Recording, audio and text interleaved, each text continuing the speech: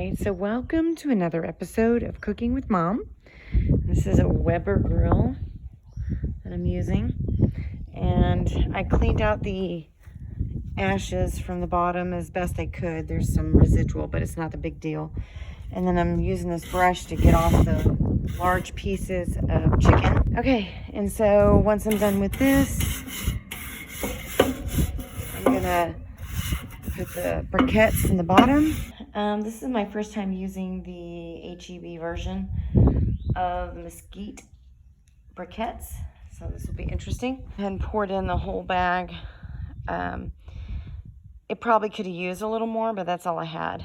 All right, I'm using just regular lighter fluid, and you really want to soak them. I learned the last time I did this, a couple of times now I've done this, I wasn't putting enough. Hopefully that should do it. Seems like overkill, but trust me, you don't want to do it after it's lit. You want it to be good and lit. So I'm going to put the grate on top. Well, you can see that there's some white ones in the middle, but not really on the outside. So I'm going to have to light it up around the edges and see if I can't get those hotter. Ooh, gotta be so careful.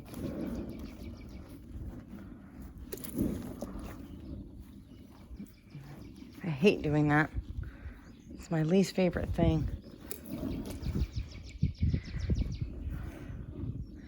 But we really got to get those burning on the outside. Otherwise, the fire's not going to be hot enough for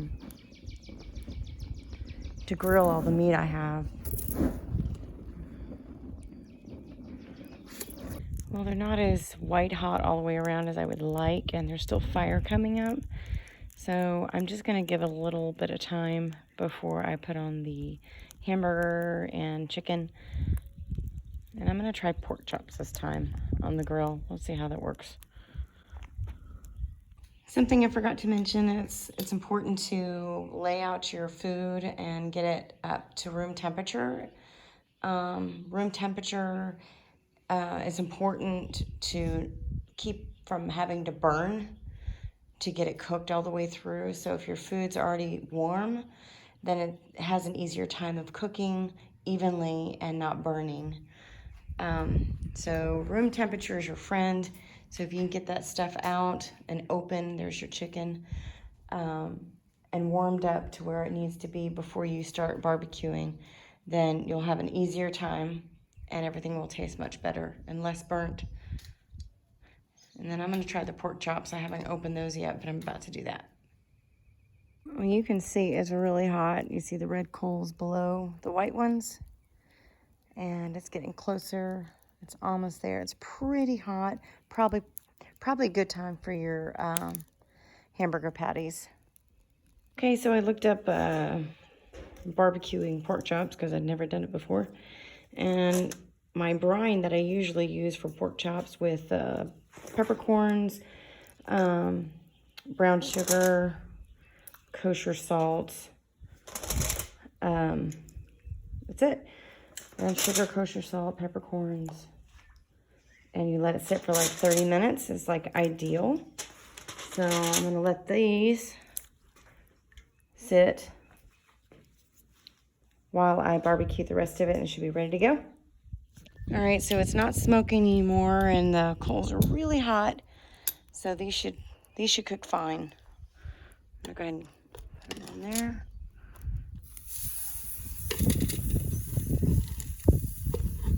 This one is kind of falling apart. Dang it. Yama.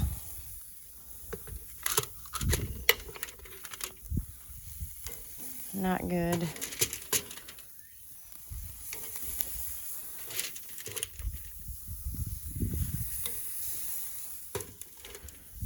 I'm gonna put them towards the outside because it's really red hot in the middle. So I think I'm going to go ahead and close it because it's definitely hot enough.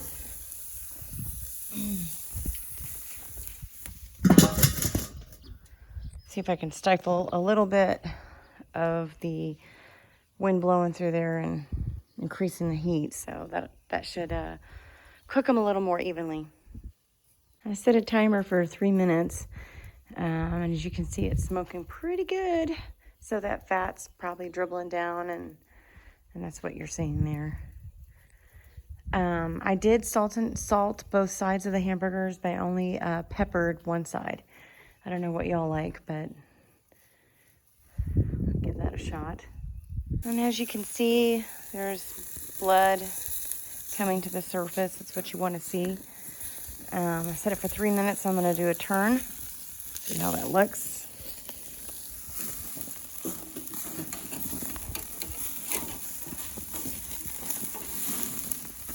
That's pretty good.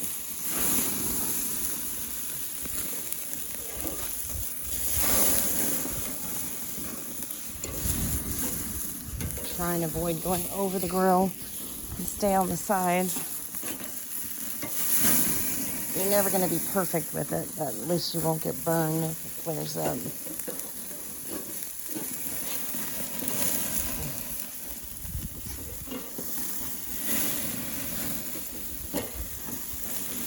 Well, at least I know it's thoroughly hot. All right, we're going to let those cook for about 2 minutes and come back. And you can see the holes are all open on that. All right. And then I usually foil just a regular cookie pan. That way I have something to put it on when it's done. All right, so 2 minutes has passed. Lance seems to think I need to go 4, so we'll wait another 2 minutes. I think these look done to me. Let me flip it over. Yeah. They're not burned, so that's good.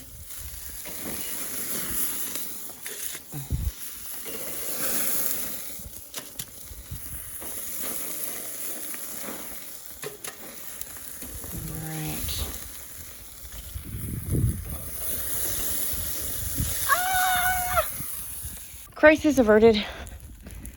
I went in after the little dude, got him. So he's here. He doesn't look terrible. So where I dropped the hamburger, it's pretty hot right now. I may wait a little bit on the chicken just so I can get it to, I'm gonna close this and maybe I can get it to stifle a bit. Okay, our fire's out. It's hot. Here we go, chicken. So the ugly side down with all the fat. That's what you're looking for. The cleaner side up. So fat side down. I'm probably gonna leave this open so we continue with the heat and get a good browning.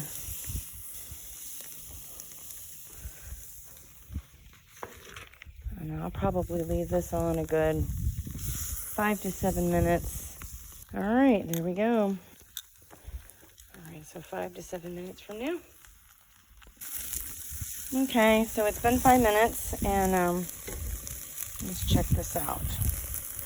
That's not super black. It's not super done. I bet the ones in the middle are. We've got some fire going, so I'm gonna have to move this stuff around. I heard that if it sticks to the bottom of it on the grate, that it's not quite ready to turn. But we got fire, so it really got boogered up. Wow. Yeah, there we go. See, we got a lot of darker ones here in the middle. That's really how they should look. That's too light. That's perfect.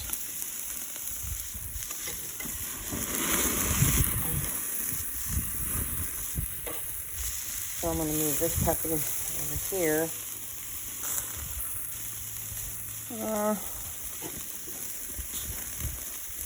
Yeah. Woo! Hello. come around here. Yeah, that one's not nearly as done. So you're gonna go over the fire, my friend.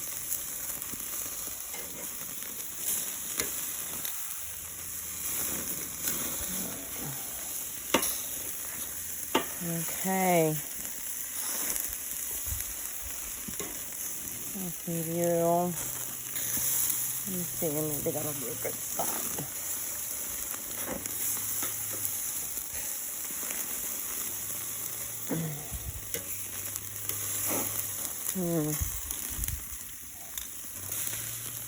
Now that's getting fire. Just gonna have to leave it there. Whoop. All right, now again, longer tongs, farther away. I'm a little too close.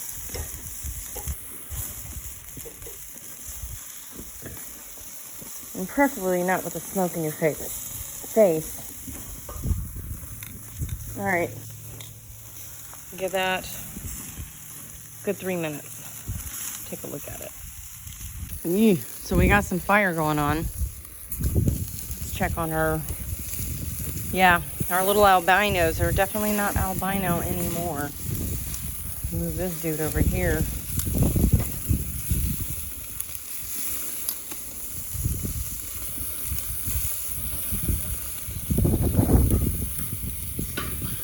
That's not quite done. Let's look at this little albino dude. Oh, yep. There's a lot of heat on that side, so I think I'll move our lackluster ones over there. Yeah, there's some fire right there.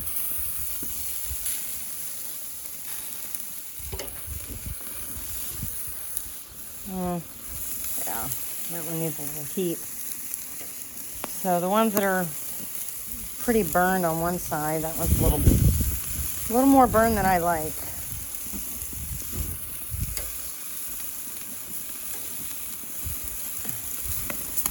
Same with that. Move over here. Let's see this dude. The smoke's getting in my eyes. Uh-oh. Come on.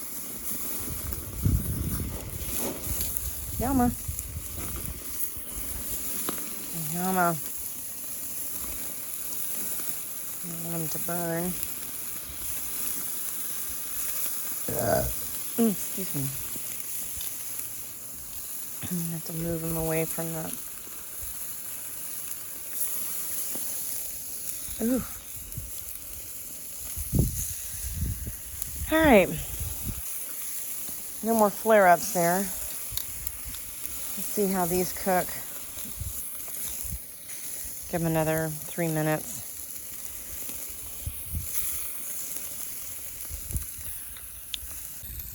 Okay. So I always like to change out my tongs, especially when I've been dealing with, I think that's done. Dealing with raw chicken. I don't like to take a chance. So, take a look. Yep, that looks good.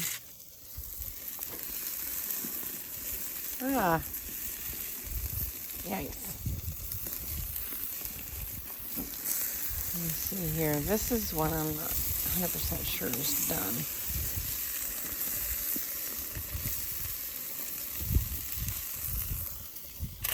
I see you.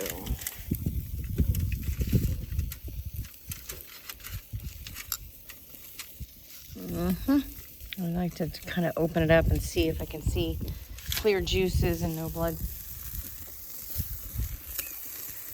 That looks done. Okay, it's important to note that the coals are still red hot. So that's what you want. You want to do nice and hot, especially with pork. So I did lay these on some paper towels so I could get like the majority of the wetness off before I laid them down here.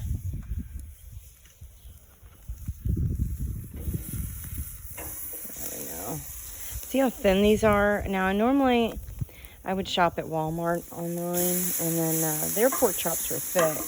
They're much thicker than these. These are really thin. In fact, these are thinner than the last ones I got from HEB. It's ridiculous, actually, how thin they are. But I found that when I was shake and baking these, because they were so thin, they had more surface area, and I actually ended up having to use like 2.5 of the bags of shake and bake, 2.5 boxes, which is ridiculous. So I thought, I'm gonna try and barbecue them. Since I've already got the barbecue pit going, why not, right?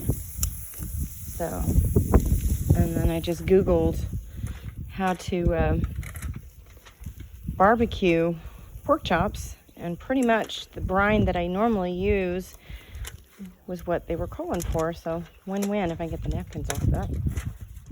Get off. All right, there we go. All right, move you a little bit. There we go. I have no idea how long it's going to take, but I'm thinking it won't hurt to cook those for 4 minutes. So come back in 4 minutes and let's just see what they look like. Okay. So let's see. It's been 4 minutes. Ooh, I was right on that. These were so thin that 4 minutes was perfect, or at least on that one. That one's a little light. You can move this around. Oh, that's nice. That one's light too. All right, so we know that that one is dark, so we'll move that over there.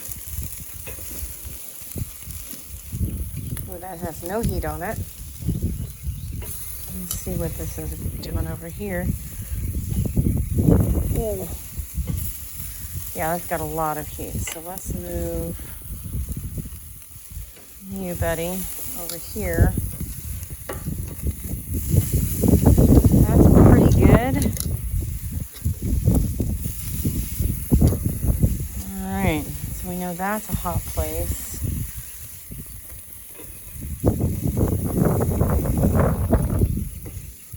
And this guy's so albino, he really needs to be in the middle.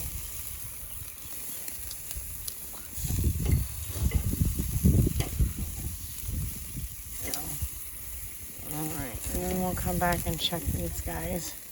You really want your pork chop to be well done, especially since it's pork. You don't want to mess around with pork. So, alright. Say 3 minutes and come back. All right, let's take a look at this really light one. Oh, that's nice. And that's nice.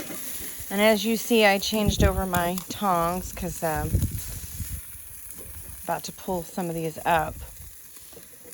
And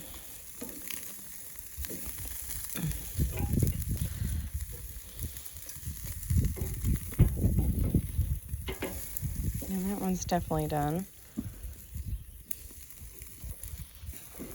Let me see over here. All right, I want them to all look like that.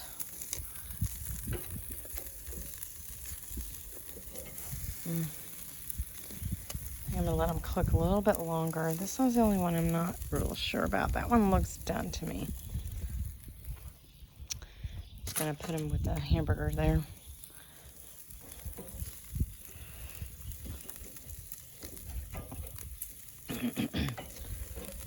And I think this one's done too. It's so thin. You can see right through it. You can see how thin it is. That one looks good. All right, we're gonna give these a couple more minutes. All right. So I'm calling that done. Those look really good. Those look dark enough, and they're thin enough that I don't have to worry. Medallion there, and we are done. Here's our backyard. There's our fake deer back there that Coleman likes to shoot at. And that's our little RV port right there. And we've been trying to get rid of birds. It's been a nightmare. And that is that.